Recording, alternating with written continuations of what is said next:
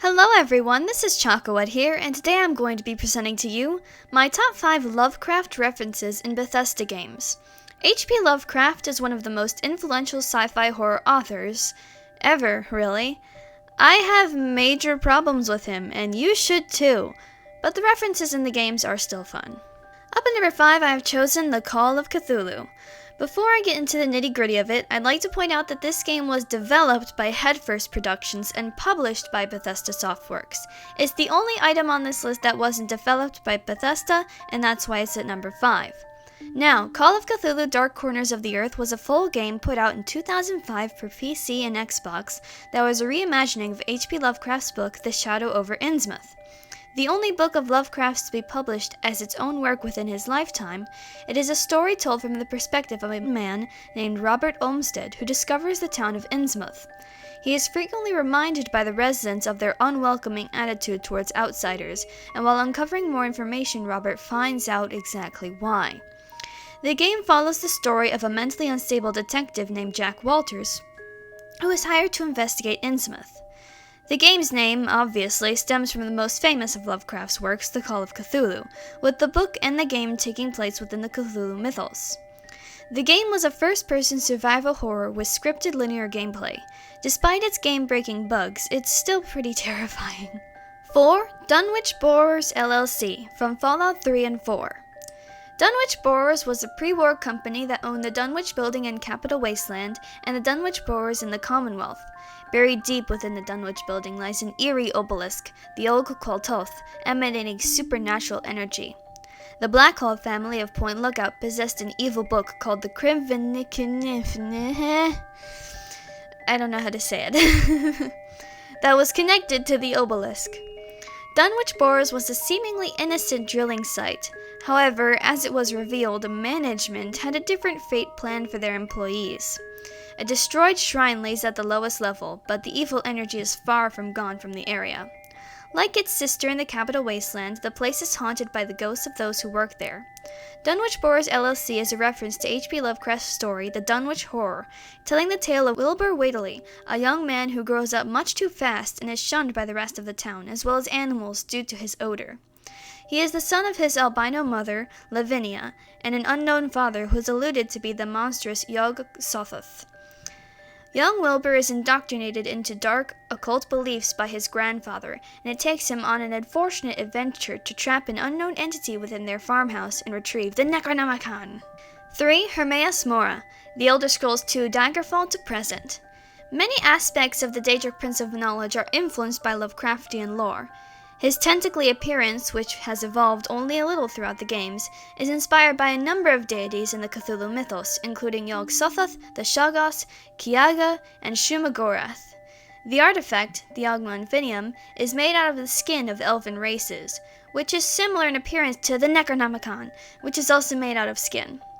A recurring theme within Lovecraft's work is the power of forbidden knowledge and how it can turn a man insane. Hermaeus Mora is often known to curse unlucky people throughout Tamriel with knowledge and send them off the edge. One of the more notable victims being Septimus Cygnus, and other madmen and women who delved into Mora's black books. Finally, Mora's realm Apocrypha is strikingly similar to the libraries of the great race of Yith. Both are massive collections of knowledge across the races. 2. Hackdirt, from The Elder Scrolls IV Oblivion. This small, eerie village is located near the city of Coral. More like south of Coral.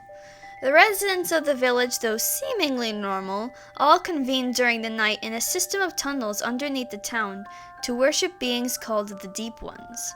Due to the cult activities getting out of hand, the town was burned down by the Imperial Guards.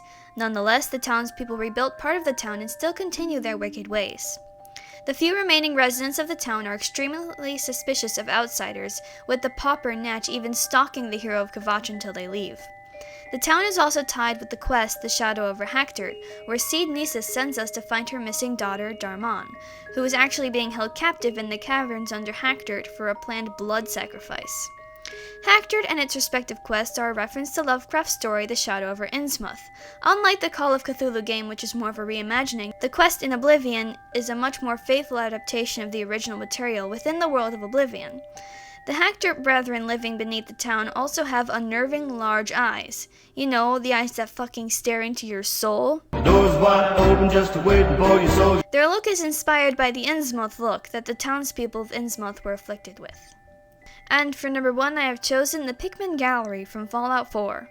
The Pickman Gallery is a 3-store hell house located in the north end of Boston. It is the home of an eerie serial killer named Pickman, who has made it his mission to hunt and brutally murder raiders. I mean, 2 wrongs don't necessarily make a right, but since raiders are often slavers and rapists, I can find it within my heart to look the other way.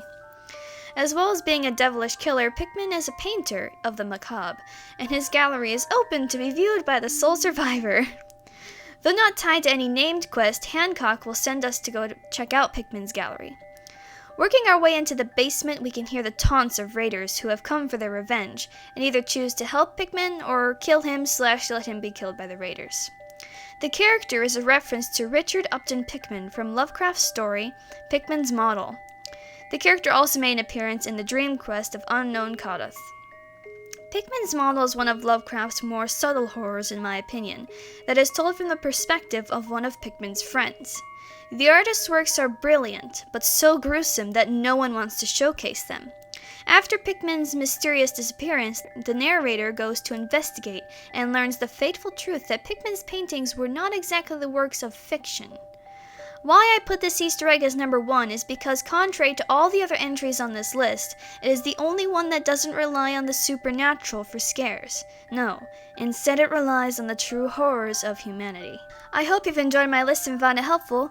Before you go, if you want to enjoy H.P. Lovecraft without actually reading H.P. Lovecraft, I suggest going and reading a novella called The Ballad of Black Tom by Victor Laval. It is poignant and wonderful.